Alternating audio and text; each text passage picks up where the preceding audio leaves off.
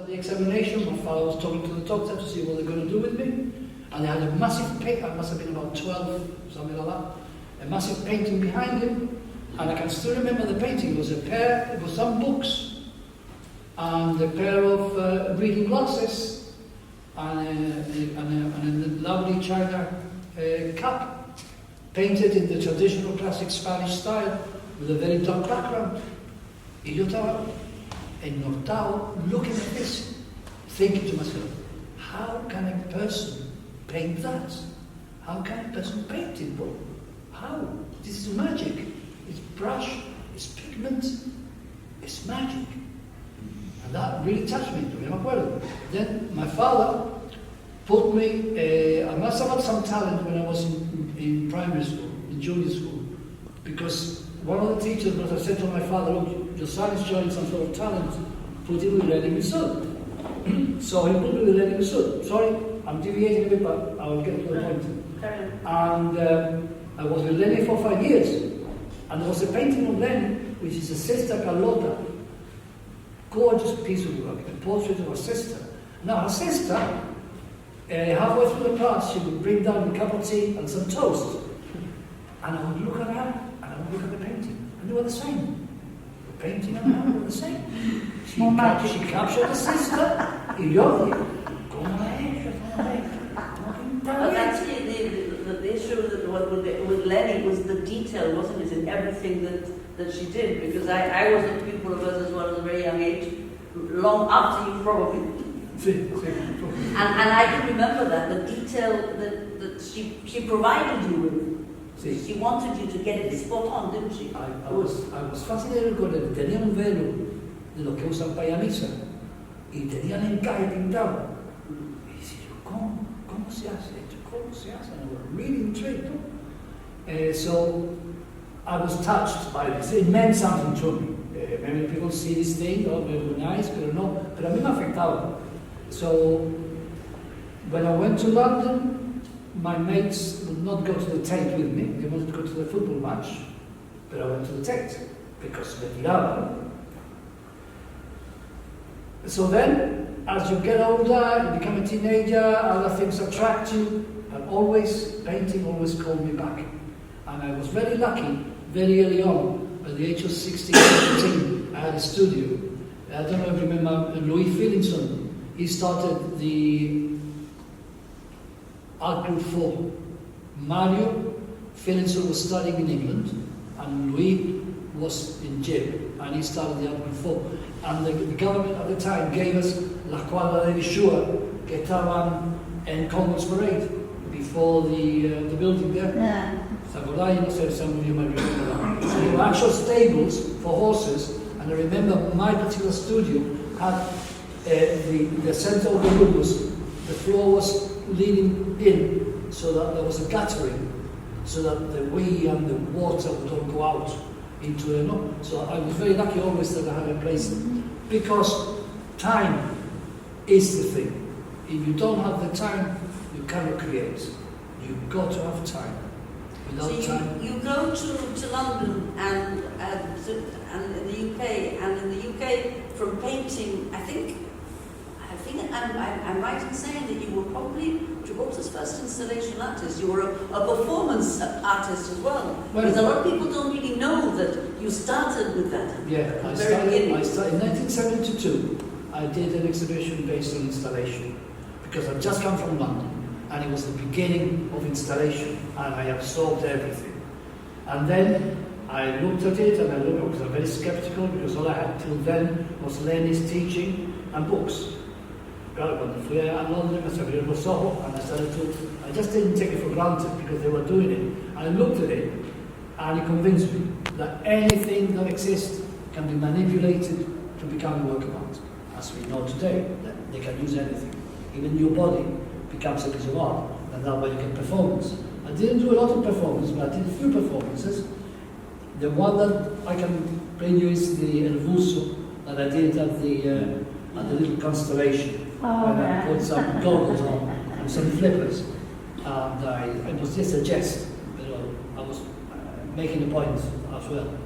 That particular exhibition, And I know that you kind of disagree with what I'm about to say, but it doesn't matter. Your work for me has always been extremely thought-provoking. Certainly that exhibition of the Little Constellation was very thought-provoking. Because I think you were looking for identity more than anything else. But you're also a very controversial artist, but you don't see yourself that way. No, because, yeah, maybe that's how it's seen. But I don't set off to cause controversy, because how can you create something that's going to cause controversy? I mean, you can just take a narrative and then say, I'm going to go against it. And then you are actually being controversial because you are going against the tide. But how do you know what's going to be controversial or not? Because for some people it's controversial, but for others it's not. So some of the themes that you've chosen through the years have been controversial even before you began to create. No, I don't think I ever set out to be controversial. The thing is that my work causes controversy, but it's not the same thing as me trying to be controversial. I'm not trying that at all. No, I'm not. I can honestly say I'm not. But when I took the narrative of Dancing Under the Shadows, the whole thing is a controversial subject. The way that we are treated by the neighbours. So are you drawn to that, Ambrose, because you just said it yourself, you know it's controversial? I think it needed to be said. I didn't set off as a... There's two things about the artist. There's the subconscious artist and the conscious artist. Now, I've always liked or seen myself as an unconscious artist. When I finished my studies, I just didn't learn anything. But I did learn something, and that's how to think and how to research. When you go to art school today, they don't teach you anything because there's nothing to teach. But what they teach you is how to think and how to research. So when I finished and I wanted to paint, what do I paint? Because I didn't have a schedule to keep to that they actually produce this type of work. So I would produce it. Now I'm by myself, so what am I into? What do I want to do? I didn't have a clue, but I knew I wanted to work. So the first thing I want to do is I want to do figures.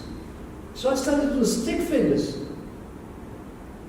Now, the moment you start, there's a connection. And the moment you start, the moment you put a mark, it causes a reaction in you. And you know if it's right or wrong. Now, those two words are crucial in art. It's right or it's wrong. If it's wrong, you get rid of it. But as you get rid of it, you leave another mark.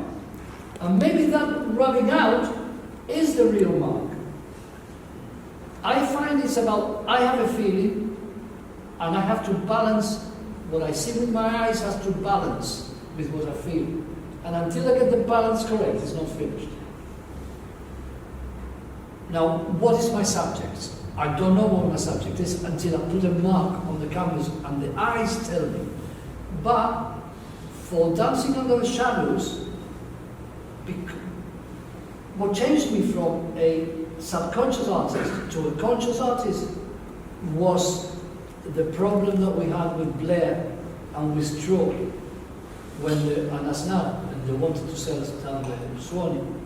That, I was never political, but that really touched me. You were never political, but you had the sculpture of Franco. Sí, espérate. My first work was, no, pero dame later, porque ya me embalé, ya empecé a buscar, ya. But the first one was just the flags, the Gibraltarian flag, tied to the British flag and the Spanish flag, and being torn away. That was my very first political work. That was a narrative. I'm telling a story now. I am telling a story about history. Nothing too much about my feelings. My feelings are about politics. And then I saw the potential, and then I looked at all the barbaridad that we have gone through, and then I created. So how much of what you create now, and I have to go back to that exhibition again, is really about identity, just looking for identity, or instead of creativity? No me interesa ni eso. I mean, I'm not interested in those kind of things. I just want to enjoy my day. By the way, if anybody wants to ask a question, please do. I definitely want to ask a question, if you don't mind. I remember you hosted an exhibition here. I think it's called Pandemonium. Yeah, that's the Yes, latest one. that's the last one. Oh, I yeah. definitely realized that that was thought stimulating. And I was wondering, like, do you go head on to a piece? Do you have like a certain energy you want to convey into the canvas? Or you just randomly start at a blank and then feel yourself out? Are you talking in particular about the works in Pandemonium? Yes, indeed, because I really enjoyed that. Yeah, Pandemonium is a narrative as well. I'm an avid reader of the Bible. And I moved into my religious phase, if you want to put it out that way, from my political phase. And I'm looking at the world around me, and I'm trying to place if what's happening in the world is reflected in the Bible. And I have found parallels. And Pandemonium is basically a religious manifestation of how I believe that the world is going today. The work, I read the scriptures, I try to find out what the scripture says about a particular issue, and I try to find a form for that particular issue. So it's a conscious work, not subconscious.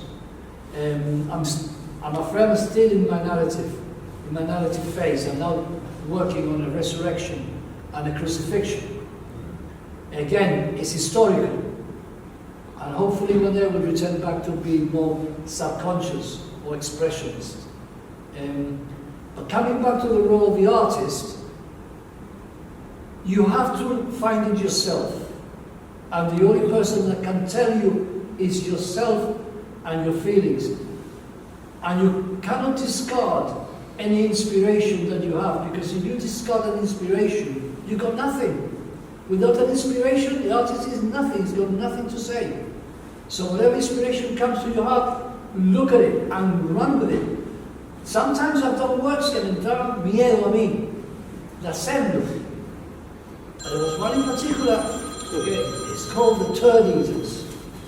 And it was very violent and very pornographic. There was this woman titillating herself, and this man titillating himself in front of a television screen. Y no podía, estaban ahí. I fought against it.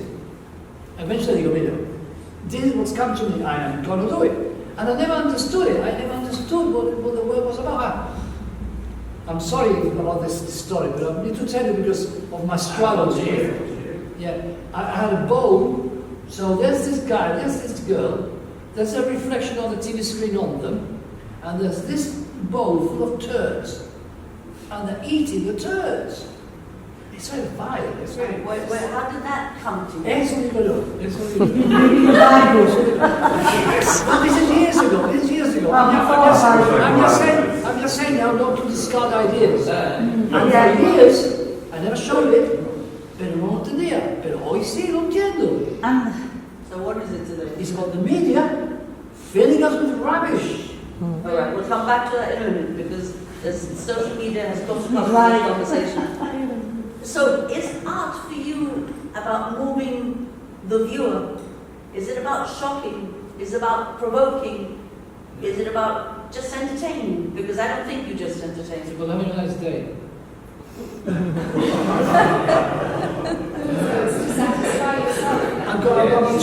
But some of your works are hard to see. Some of your works are hard to take in. Yeah. It's not just, they're not just pretty pictures on the wall. No. Goya did a lot I of guess you that. can still have a good time with that as well, No, a lot of artists have done Sí, claro. pictures that aren't my easy to question look is at. art about moving the viewer, shocking, provoking, entertaining? What is it for you? For me, I have now discovered for me it's a necessity. Because when I get a But you're feeling... not answering the question. No, I'm getting there. For me it's a necessity in the sense that I have to produce this piece of work. Because it means But something. what do you want the viewer to No, I mean, how do you want the viewer to react? Answer the viewer. About himself. Which viewer? Which Yeah, for viewer? himself. The But that's viewer an Asian viewer, what kind of visualize? You just put it out there. Now, the thing is that artists are also narcissistic, and we want to show it. We want to say, look what I have done. Like my children used to come to me, look, Daddy, what I've done at school. And we want to do that. We are a bit show-offs. We want to show our work because we want to communicate at some level. The real artists, otherwise artists, if they don't show their work, the work is half done. Even if it's hated, it's rejected. But you've shown it, no? So let's get to that question, the question that you wanted to answer. What is the role of an artist in the 21st century? Vale. The role of the 21st century is a romantic person with ideas that they want to communicate. And there are no schools anymore. Before, there was a time when you could become an impressionist, or you could become an expressionist, or you could become a realist, or you could become because art was still breaking away from the academic system. It lasted 500 years, and every artist painted the same thing in the same way. And there were a few blessed talents that broke away, starting with Courbet.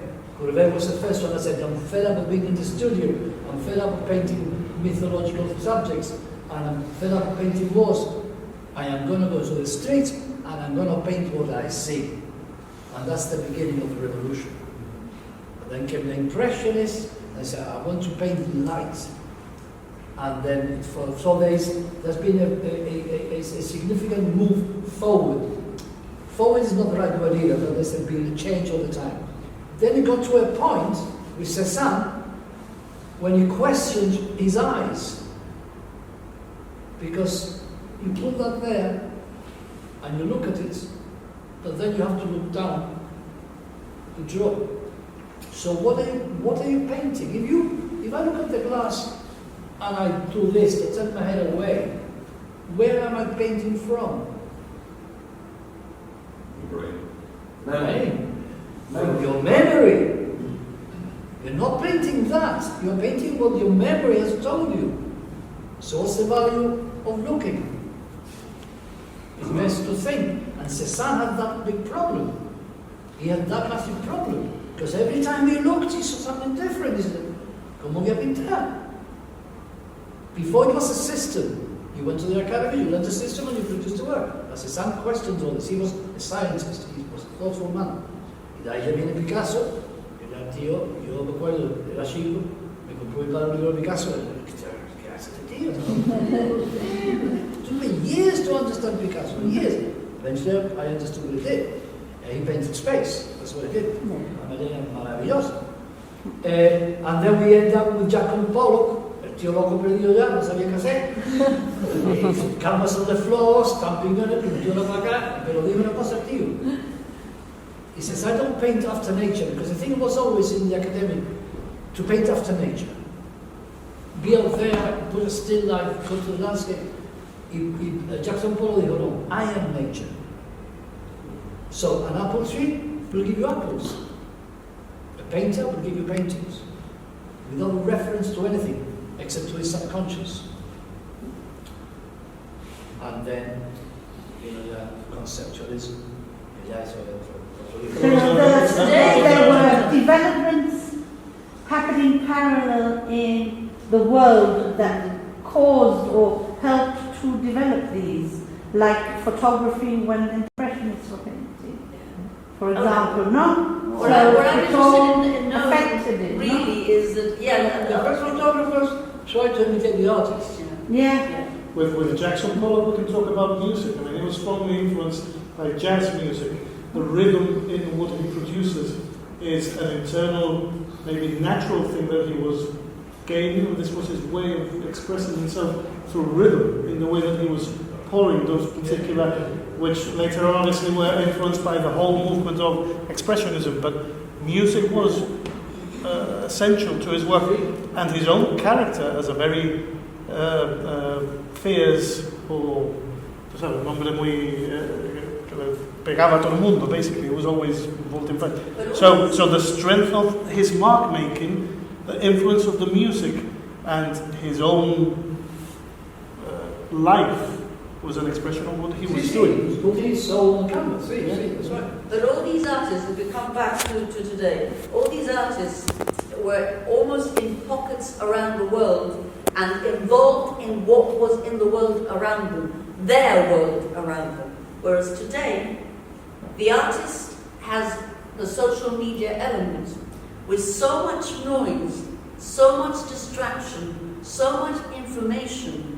What do they take from all this? And how do they develop as artists? Depending on the type of artist you are, there are many types of artists. Entonces, I try to consider myself a creative artist, which actually means not that I can draw well or paint well, but I'm trying to create and bring something new from inside of me. Well, you're always stepping out of the box, really. That's what I try to do. So for me, the media is just another tool.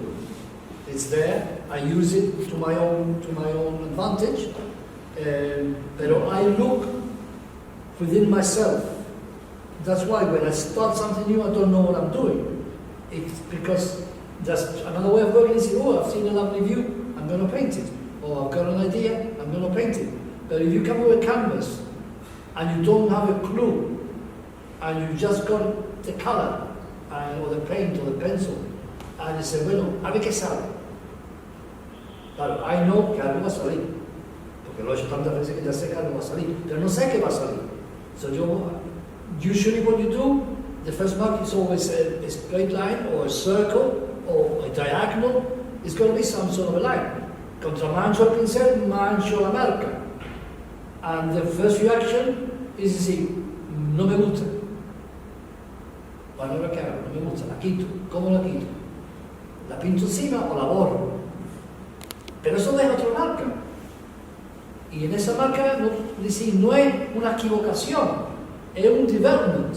Entonces la miras, and you look at it, and you say, I can see an eye, or I can see a nose.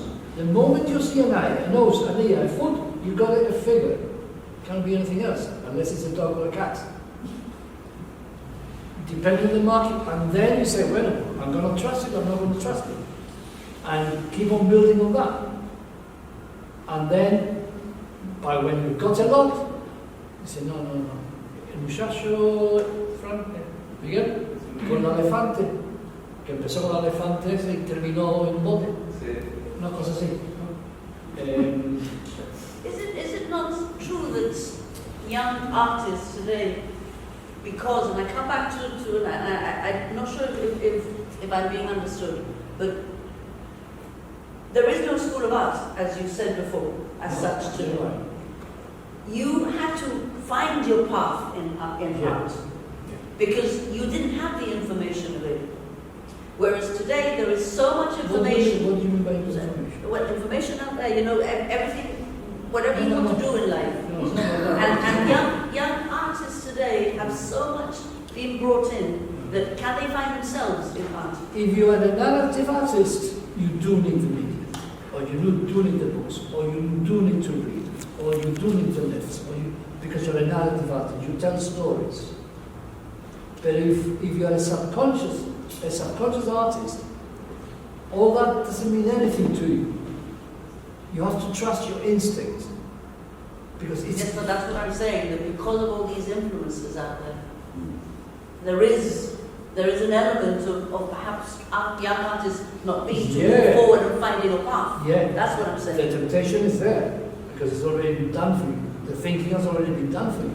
And you all have to do is pinch, like Picasso said, rob as much as you can. And that's what he did, he robbed from everybody. But then he transformed it into his own work, no? So, yeah, I can see that they can be misled and stop them thinking that they have something innate. And in a necessity, como dijo alguien que trataba, and in a necessity to bring it out. But then it's a question of faith. Porque tú dices, bueno, I am doing this piece of work. Picasso, when he was doing the Davidsons Avignon, he didn't know what he was doing. His friends would go, he said, ¿qué estás haciendo? What are you doing, man? They were taught that he would find himself hanging in his studio one day, because he could not understand the clue. And he must have had a massive struggle painting this very strange work. He himself might not understood it. Eventually, it was put away for 20 years, nobody saw it. And so I said, you've got to have the conviction and you've got to have faith in yourself that what you're doing is of value and that it's meaningful. You see, no, you cannot be an artist. You just cannot be as much as you want to be. How do you make a living? Eso sí, that's the issue. That's the issue. See, eso es lo que tuve que hacer, John. I became a lecturer. I finished my degree. I'm going to make a living now. So I went and did my teacher training, and I taught for 3 days a week because I knew that I needed time. You have got to have a part-time job. If not, you can't. After 4 days teaching, because no tiene cuerpo. Imposible, no tiene cuerpo para trabajar. So I took 3 days, job for 3 days, and I managed to build You have to force yourself. Yeah. You can have the energy if you've got the conviction. You have to force yourself and have a lot of discipline. But apart from what you're saying as well, there's a very important point when you're saying about the influence of technology and so It's all on. the noise around. But those types of influences have always been there. From going back to I don't know, the cavemen, if you want, or if we want to make it a bit more contemporary, going back to Impressionism, what are they doing? They were breaking away from some kind of realism, some kind of academic teaching. What happened later on? You've got the Dada movement who was making fun of all of them. What happened later on? The surrealists. What happened? You know, and you can see that there's always a reaction to whatever's going on. And as artists, we have this. I don't know, this thing that we want to break away from some of the things that are there and or expand. But that reaction took time because of the space and time there was then. Whereas today, there is no time. It's all immediate, isn't it? But I would say that maybe 100 years ago, institutions of artists or artists who got together, for example, we use Paris as the mecca of the arts. Probably there were more artists in a room than we get today in a whole city.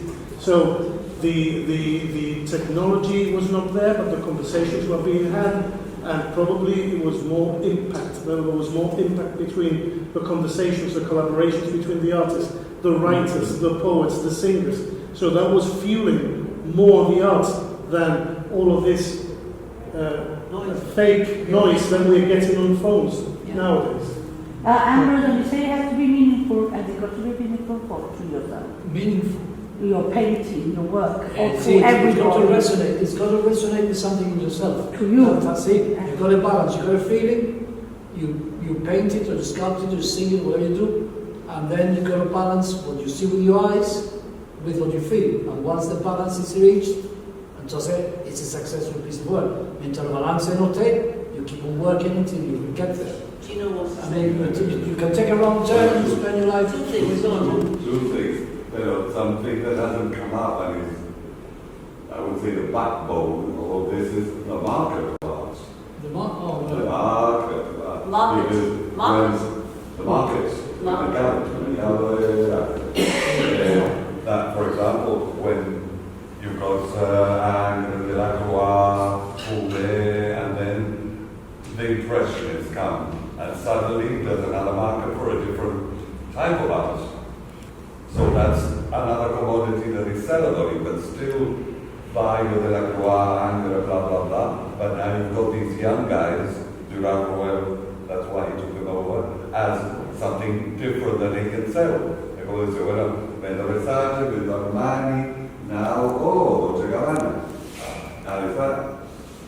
But the other one, the other idea, and it's a word that doesn't come up very often in relation to contemporary art, is beauty.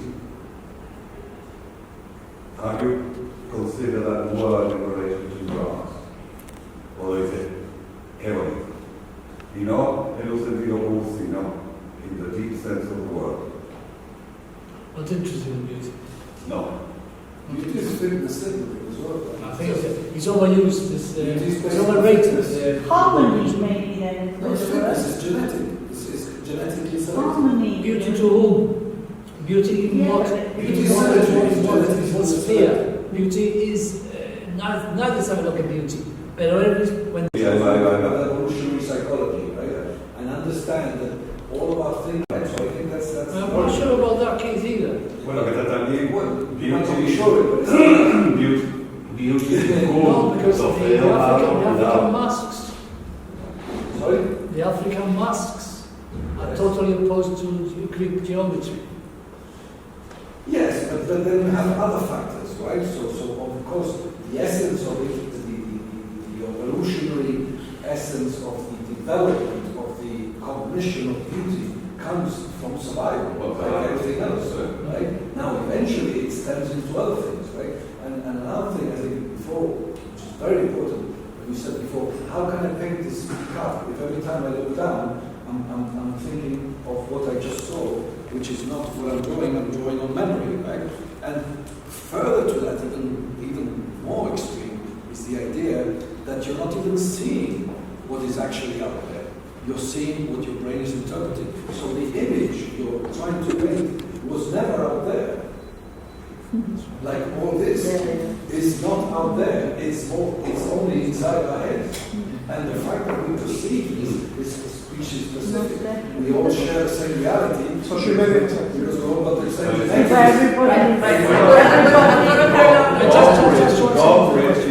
Art and illusion. It's an illusion. Gino, I would rather look for truth rather than beauty. So you don't think that you ever You created... go back to the Greeks. What is the truth? So Ambrose, have you never created beauty? I hope I have. I've never intended to. I never. I have a painting of yours which is a Robert Gibraltar, which, I won't call it beauty, but I call it harmony. You like it? Yes? Success. No, I don't even know the beauty, so I don't know how to paint it. If I've got something beautiful inside of me, it will come out. If I've got other things inside of me, that will come out. So whatever's got inside of me, I try to bring it out to the más que puedo, ¿no? Pero with other artists, no sé. Without? In relation to other work, no sé. ¿Verdad que hay algo beautiful? Really? Claro. Well, Vale. sí. So I know there's beauty, but I don't know it's how to paint beauty. I won't even know how to look beauty. Por ahí no iba. Por ahí no iba, era The the concept of beauty. concept of beauty. But it's the West, the East, they all have their own concepts. Different I know, nations have different yeah. concepts. So you cannot define beauty as one standard. There's no canon. There's no canon. Exactly. No. Time is catching up. Yeah. Influences. And I'm not going to go into your influences, in any normality yet. And we have the negotiations. Should artists today be portraying all that is happening around us here in their work? Because I know you will at some point. Well, I think I've gone beyond that now. I think I'm done with my political work. Actually, no, I don't think I want to go back there again. But it sounds to me like it calls in history. So if any artists are minded on history, then they should be looking at that things, yeah. How important is that, not just for the artists, but also for Gibraltar as a whole? Bueno, Because the that artists was sort of one of question my about goals. those That things, was one of the reasons I created Dancing Under the Shadows, because I wanted to leave a testimony behind, a visual testimony, a visual metaphor of what we go through in our daily lives. And that's why I gave it to the town of Gibraltar for safekeeping, because when they show it again, the children who don't know nothing about this, cuando vean la cola, which is a stick, well, you know the cola, it's a stick with little cars, and say, what's this? And then when they get near it, it starts to hoot. Somebody can explain to them, say, well, this is what we suffered in the hands of the neighbors, porque no tenían 7 horas la cola. So they are testimonies of our history. That's one of the reasons that drove me to do all the research for it. So now we have COVID, we have the negotiations, ¿qué más tenemos? Brexit. See? So people interested artists who are interested in history should look at it. Not for me to do, I've already done my bit. So one final question, because I think they close at 9, no? How would you like people to see you as an artist? I mean, God knows. He wouldn't. I want to have a nice day.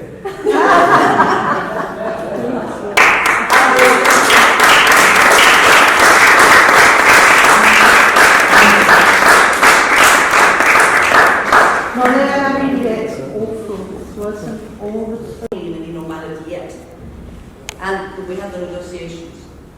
Should artists today be portraying all that is happening around us here in their work? Because I know you will at some point.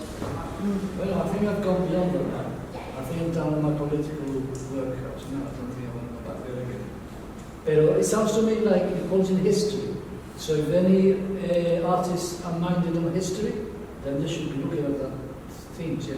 How important is that, not just for the artists, but also for Gibraltar as a whole? Bueno, It's a- that was one of my question battles. about That those was one of the reasons I created Dancing Under the Shadows, because I wanted to leave a testimony behind, a visual testimony, a visual metaphor of what we go through in our daily lives. And I think that's why I gave it to the town of Gibraltar for safekeeping, because when they show it again, the children who don't know nothing about this, cuando vean la cola, which is a stick, well, you know the cola, a stick with the little cars. I say, what's this? And then when they get near it, it starts to hoot. Somebody can explain to them, say, well, this is what we suffered in the hands of the neighbors, porque nos tenían 7 horas en la cola. So they are testimonies of our history. That's one of the reasons that drove me to do all the research for it. So now we have COVID, we have the negotiations, ¿qué más tenemos? Brexit. That's it. So people interested artists who are interested in history should look at it. Not for me to do, I've already done my bit. So one final question, because I think they close at 9, no? How would you like people to see you as an artist? I really got that. You wouldn't. I want to have a nice day.